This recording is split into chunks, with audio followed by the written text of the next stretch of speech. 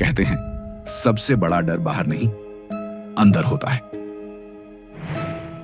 मनुष्य अपने ही दिमाग का सबसे बड़ा कैदी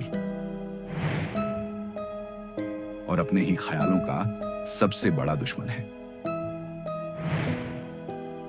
आज की कहानी आपको ले जाएगी उस कमरे में जहां सच और वहम की सीमा मिट जाती है, और शायद इस कमरे से लौटकर आप कभी पहले जैसे न रह पाए। तो ये कहानी कुछ इस प्रकार है। अर्जुन 25 साल का युवक नौकरी की तलाश में शहर आया और उसे एक पुराना सस्ता मकान किराए पर मिल गया। मकान साफ दिखाई देता था, मगर सबसे ऊपर की मंजिल पर एक कमरा बंद था। उस कमरे पर भारी ताला जड़ा था और मकान मालिक ने साफ मना किया था, उस ताले को छूना भी मत। पहली ही रात कमरे में एक अजीब सी ठंडक थी। दीवारों पर गहरी दरारें थीं। पंखा चलते हुए भी अजीब आवाजें कर रहा था। और अचानक अर्जुन को लगा जैसे ऊपर वाले बंद कमरे के पीछे कोई धीरे धीरे चल रहा हो।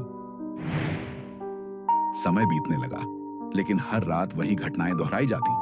उसी कमरे से आवाजें आती, कभी कुर्सी घसीटने की, कभी किसी के धीमे फुसफुसाने की। एक रात अर्जुन ने सपना देखा। ताला टूट चुका है और दरवाजा धीरे धीरे खुल रहा है। नींद से जागने पर उसकी रूह कांप गई। ताला सचमुच थोड़ा खुला हुआ था। इसी बीच उसका दोस्त कबीर मिलने आया। कबीर ने चेतावनी दी, यार, इस कमरे के बारे में मत सोच। ये घर कई सालों से बदनाम है। पहले भी किराएदार यहां से भाग चुके हैं। लेकिन अब डर हकीकत का रूप ले चुका था। अर्जुन ने दीवार पर खून जैसे लाल धब्बे देखे।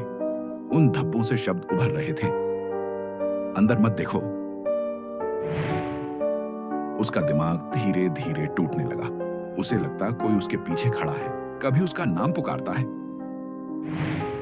एक रात बाथरूम के आईने में अर्जुन ने खुद को देखा, लेकिन आईने में दिख रहा चेहरा मुस्कुरा रहा था, जबकि वो डरा हुआ था।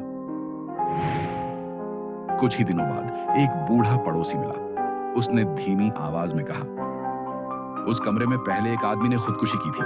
वो अब भी वही है और जिसे भी चाहता है उसके दिमाग में घुस जाता है। और उसी रात ताला जमीन पर टूटा पड़ा था। दरवाजा आधा खुला था।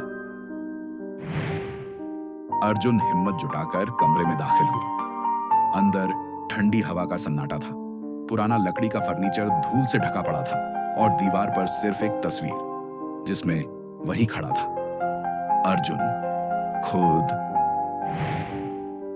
अचानक दरवाजा बंद हो गया और उसे महसूस हुआ जैसे कोई उसके बिल्कुल पास खड़ा है।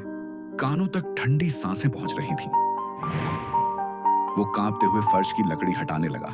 नीचे से खून से भीगी एक पुरानी डायरी निकली। उसमें लिखा था, ये कमरा इंसान को नहीं, इंसान के दिमाग को खाता है। कमरे की दीवारों पर परछाइयां उभरने लगी। अर्जुन अकेला था, मगर 4 परछाइयां थीं, हर एक उसकी अलग शक्ल। धीरे धीरे आवाज उसके दिमाग के भीतर गूंजने लगी, तुम अब बाहर नहीं जा सकते, तुम हमें चुन चुके हो। इसी दौरान कबीर ऊपर आया। दरवाजा खोला और देखा अर्जुन कमरे के बीच खड़ा था, खाली हवा से बातें कर रहा था। कबीर ने उसे झकझोर कर आईने की तरफ मोड़ा, लेकिन आईने में अर्जुन नहीं था। वहां कोई और था, एक अजनबी जो धीरे धीरे मुस्कुरा रहा था। अर्जुन चीख पड़ा, ये कमरा मुझे निगल रहा है, ये सब मेरे दिमाग के अंदर है।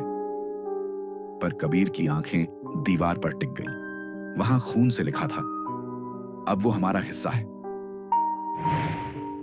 अचानक कमरे की दीवार पर एक नया दरवाजा उभर आया, काला, विशाल, और उसके किनारों से खून की बूंदें टपक रही थीं। अर्जुन उस ओर बढ़ने लगा। उसके कदम किसी और के थे, किसी अदृश्य ताकत के। और जैसे ही अर्जुन ने दरवाजा खोला, वो गायब हो गया। कबीर चारों ओर देखता रह गया। कमरा खाली था, बस दीवार पर एक नई लाइन लिखी थी, जो एक बार अंदर आया उसका दिमाग कभी बाहर नहीं जा सकता। ये कहानी हमें याद दिलाती है कि सबसे डरावनी जेल ईंटों और दीवारों की नहीं होती, बल्कि हमारे दिमाग की होती है। कभी कभी सबसे भयानक दरवाजा वही होता है जिसे हम अपने अंदर खोल देते हैं। इसी के साथ कहानी का अंत होता है और दोस्त मिलेंगे एक और नए सच के साथ।